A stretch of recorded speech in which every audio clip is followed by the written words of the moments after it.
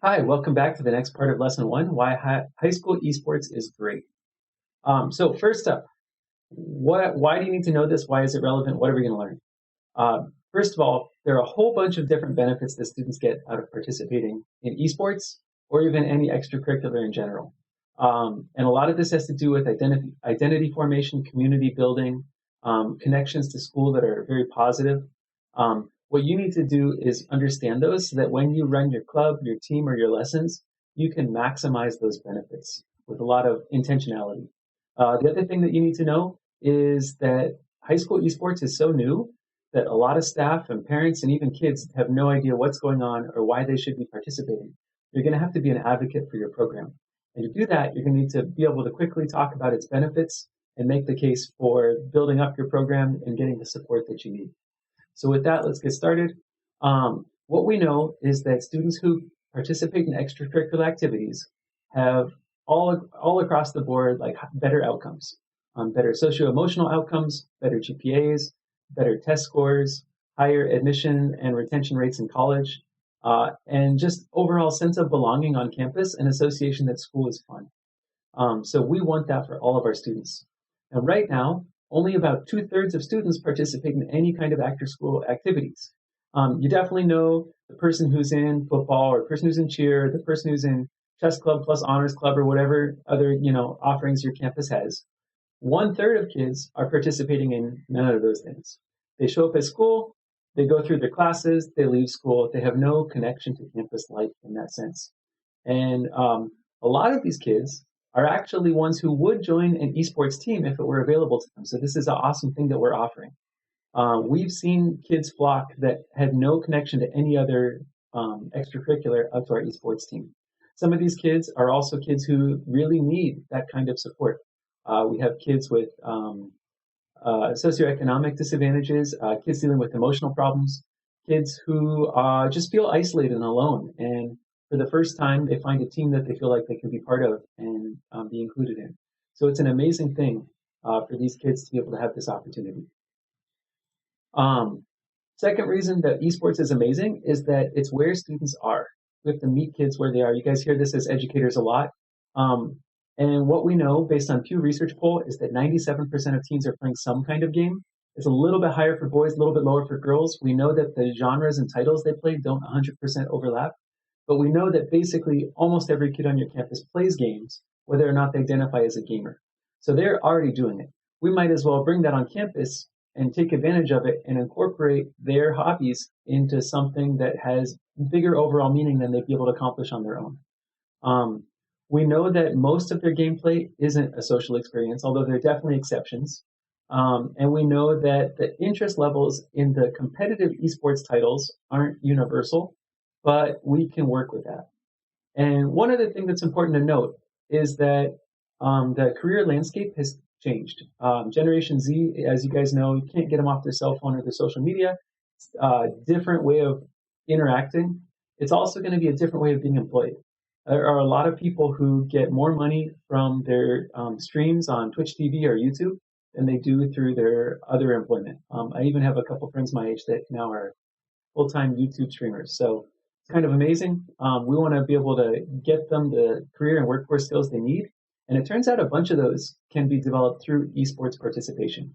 Not necessarily as a gamer, but all of the stuff that goes with gaming. Another thing to keep in mind is that it is really important for kids to have fun, to want to be on campus, and to have something to look forward to in the day.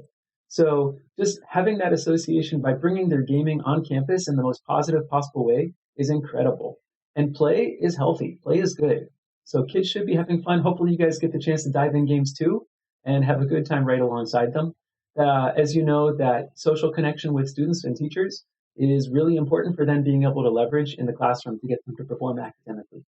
One other thing that's important is that our students are developing their identities, and we want this to be a positive and strong experience.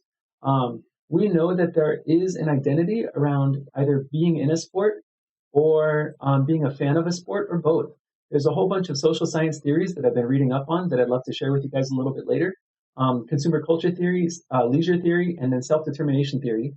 And they all have to do with getting a sense of fulfillment, with understanding who you are, with becoming part of a tighter, smaller culture. And then also, with sticking it out and problem solving and persevering through challenges. Those are all good character traits we want kids to develop. Now, kids definitely are showing up to play the video game, and especially to do so with their new friends. But what we can do in the process is we can leverage the video game as a carrot for a whole bunch of other stuff. Like they're going to be playing games anyway. They'd love to play games in a computer lab on campus. And when they show up there, we use that motivation and that desire to then sneak in a whole bunch of academic skills and content, to be honest. So, for example, I had my kids all read Sun Tzu's Art of War. They were a little skeptical at first, but by the time they were done, they loved it. We're reading a second book now called Inner Game of Tennis, and we'll probably tack on Ender's Game next year. They are showing up to play video games, but in the process, they're reading books and having a book club level discussion. They're learning leadership skills. They're learning communication and media production skills. They're thinking strategically. They're using spreadsheets to track data. And so you can basically pilot on as much stuff as you want. Now, some of this has already been developed for you. I'm going to show you guys the English and Language Arts curriculum. It's A through G approved 4-year ELA curriculum. It's in use in a whole bunch of schools in Orange County. There's also a 3-year CTE curriculum, a middle school curriculum, and then a club curriculum, which I'm working on too, which are all in development. You can also map out through some research-based literature how the gaming proficiencies can translate to ISTE standards and NGSS and Common Core standards as well. One thing that I'd like to point your attention to right now is NASF's Beyond the Game Challenge 2.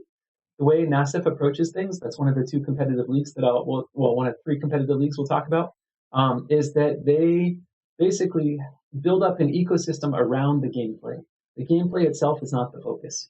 And so event organizers, strategists, content creators, and entrepreneurs, it basically feels to me like a mini Masters in Business Association kind of preloaded course. It's pretty amazing what they're doing with that. So I hope you guys will be able to check that out with me later on in the course here. One other thing that I really want to highlight is that when kids go home and they play on their own, they are an anonymous lurker on the internet, right? And we know that the solo queue in many of these games, that's where they're queuing up for team play by themselves, that there's a lot of toxicity, a lot of trash talk, a lot of flaming, and it is just a nasty social environment in some cases. What we can do is we can bring this on campus. We can bring them around a trusted adult who's mentoring, coaching, and providing them leadership on good sportsmanship, on good digital citizenship. And we can make that a much healthier, happier place. We can show them to kind of lead by example, to get rid of that toxicity and make gameplay a more positive place again and kind of take that back. We also can get kids out of kind of excessive addictive behaviors. We can build in wellness components and a healthy practice routine, which includes breaks and walking around and getting some exercise. And we can also change the way they think about gameplay from just playing to a more purposeful practice that includes deliberate feedback and reflection points that help them improve at a faster rate. We can also talk about a lot of what stresses kids out when they do play. It's not all fun and games. A lot of kids, because this is part of their identity, take it very seriously. This is something I sympathize with. I get really stressed out playing a ranked game. And so ranked anxiety and tilt are some of the things that we can have some psychology conversations over and provide them some coping skills that'll help with other points in their life as well, not just with gaming. Last up, all of the competitive leagues have a very clear code of conduct. And this is really the only stick you need. If they don't meet your and the league's citizenship requirements, they will be off the team. You're not going to have to deal with it too much. You're going to have to set a good example, enforce the rules, and you would be surprised how friendly, polite, and basically well-behaved they'll be. So I think that's a really positive thing too. And it's a night and day contrast from the solo queue that they would be experiencing off campus from home if they weren't part of a bigger team and part of this awesome ecosystem. So just to recap, you're going to need to think deliberately about what benefits it is you're bringing your students. By being aware of them, you'll be able to be intentional in your lesson planning and your team building and target those aspects and make sure that kids are developing and thriving within your club. The other thing you're going to need to do is advocate for your program.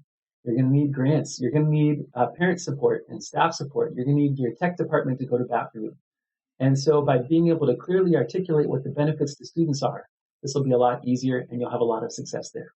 All right, see you again in a little bit. Yep.